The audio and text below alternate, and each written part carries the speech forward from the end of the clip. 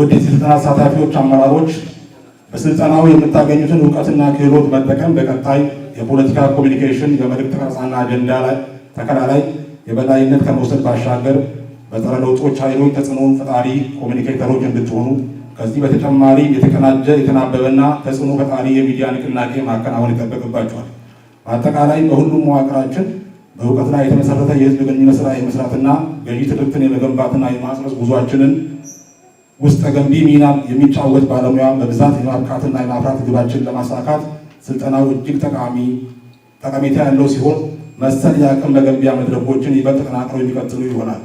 በብልጽግና ፓርቲ የህዝብና ዓለም አቀፍ ግንኙነት ዘርፍ አዘጋጅነት በአስተዳደራችን ከዛሬ ጀምሮ ለቀጣይ 3 ቀናት የሚሰጠው ስልጠና የፖለቲካ ኮሚኒኬሽን የመልእክት ቀረጻ እና አጀንዳ ተከላ፣ የሚዲያ ክትትል ትንተና፣ የህዝብ አስተያየት ዳሰሳ፣ የመረጃ ማጣራትና የቀውስ ጊዜ ኮሚኒኬሽን፣ የተቀናጀ የተናበበና ተጽዕኖ ፈጣሪ የሚዲያ ንቅናቄ፣ የማህበራዊ ሚዲያ ስልተ ቀመር ወይም አልጎሪዝም እና የመረጃ ደህንነት በሆኑ ዋና ዋና ጭብጦች ላይ ያተኮሩ ናቸው። በመጨረሻም ለዚህ ስልጠና ስኬት የተባበሩትና የነቃ ተሳትፎ የነበራቸውን አካላት እያመሰገንኩኝ የስልጠናውን መርሃ ግብር መጀመር አስመልክቶ የተከበሩ ውድ ወንድሜ የድሬዳዋ አስተዳደር ከንቲባ ክቡር አቶ ከድር ጁሃር መልእክት እንዲያስተላልፉ እና ስልጠናውን እንዲከፍቱ በአክብሮት ወደ መድረክ እጋብዛለሁ። አመሰግናለሁ።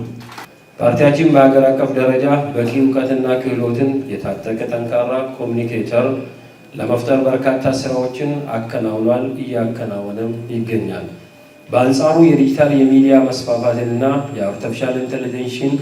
ማደግ ጋር ተያይዞ በርካቶች አጀንዳ ከመቀበል ወደ አጀንዳ ፈጣሪነት የሸጋገረበትን የሐሰተኛ መረጃ በግፍ ተመርቶ የሚለቀቅበት በተለይ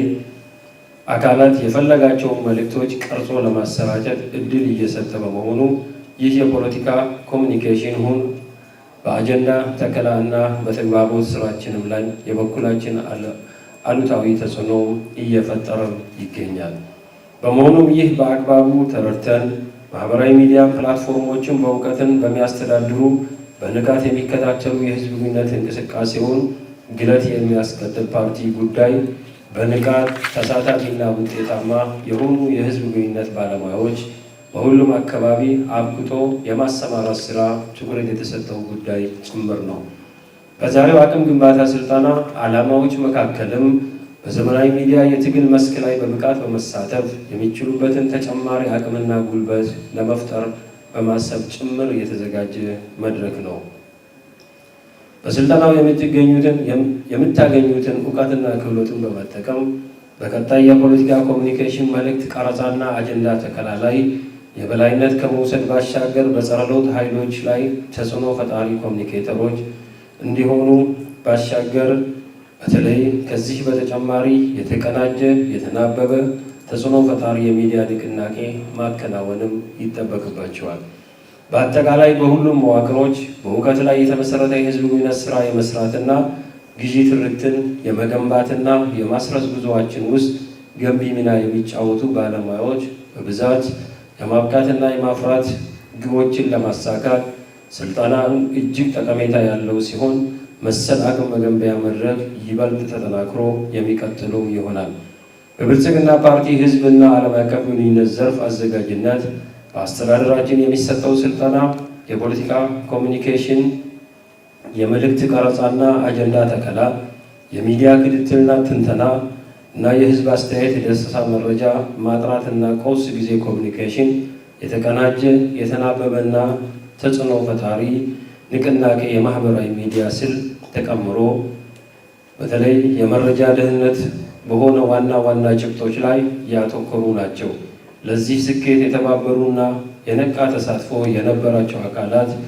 እያመሰገኑ በዚሁ አጋጣሚ ይሄ መድረክ በተሳካ በአማረ መልኩ ደከመን ሰለቸን ሳትሉ በዚህ መልክ ላዘጋጃችሁት በራሴና በአስተባባሪ ኮሚቴ ልባዊ ምስጋናዬን ለማቅረብ እፈልጋለሁ።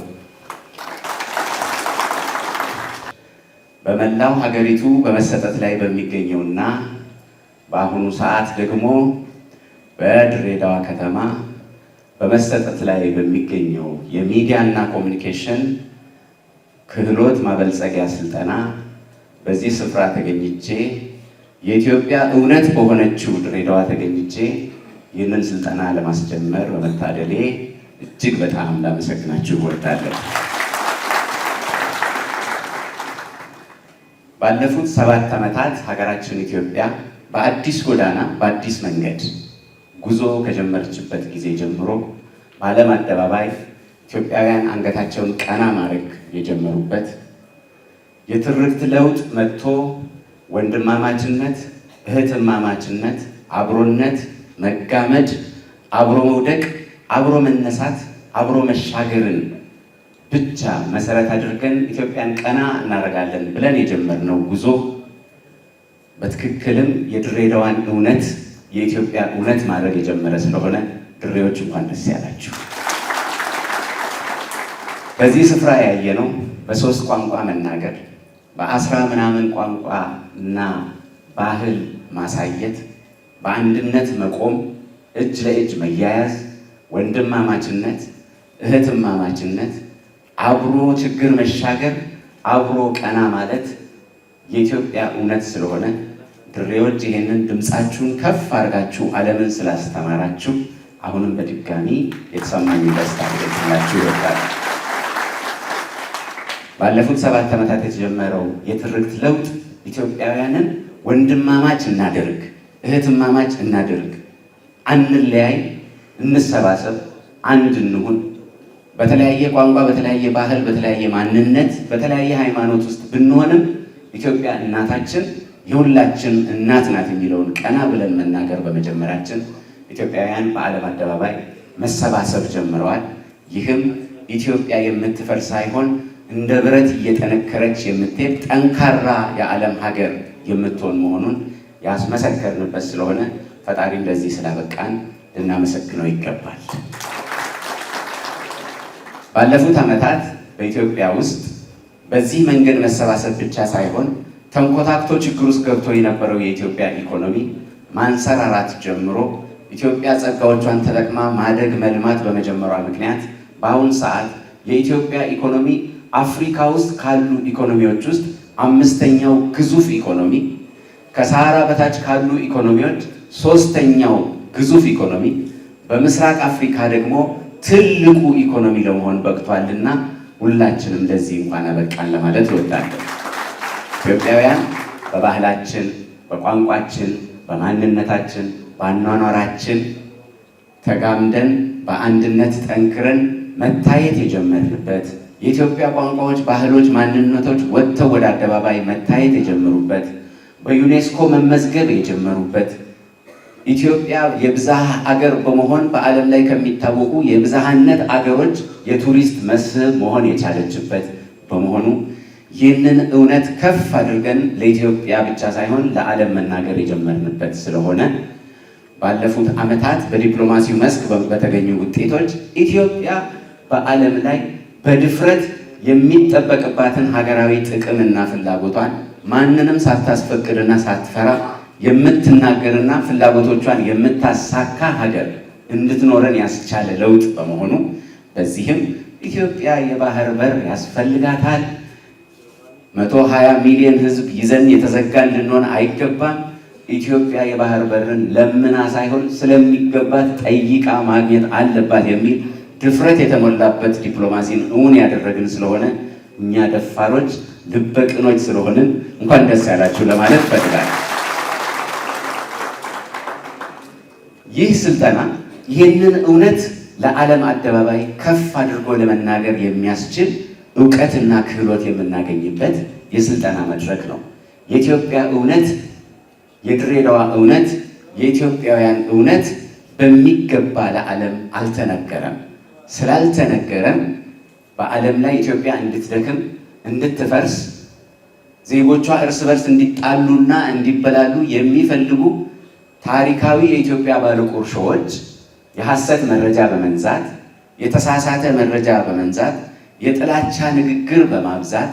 በኢትዮጵያውያን መካከል ውሸት፣ ጥርጣሬ፣ ጥላቻ፣ ቂም በቀል እንዲኖር በመዝራት የእኛን እውነት በመደበቅ የእነሱን ውሸት ከፍ ማድረግ የሚፈልጉበት ዘመን ላይ ስለምንገኝ የኢትዮጵያን እውነት ከፍ አድርጎ ለመናገር የሚያስችል አቅም ዓለም ስለ ኢትዮጵያ እውነትን እንዲረዳ፣ እውነት ነፃ እንድትወጣ፣ ሐሰት እንድትሸነፍ የሚያስችል ስልጠና ስለሆነ በዚህ ስልጠና የምትሳተፉ አመራሮችና የሚዲያ ባለሙያዎች ሐሰትን በማሸነፍ እውነትን ነፃ የምናወጣበት፣ እውነትን ዓለም እንዲገነዘብ፣ ኢትዮጵያውያን እንዲገነዘቡ የምናደርግበት፣ በዓለም ላይ የሰራናቸው ያስመዘገብናቸው ለውጦች በሚገባ ፍሬ የሚያፈሩበት፣ ዓለምም ከኢትዮጵያ ጋር እውነትን ተገንዝቦ የሚቆምበትና ውሸት በአደባባይ ተሸንፋ ከሜዳው እንድትወጣ የሚያደርግ ስልጠና ስለሆነ በዚህ ስልጠና ላይ ሁላችሁም አካላችሁን፣ ልባችሁን፣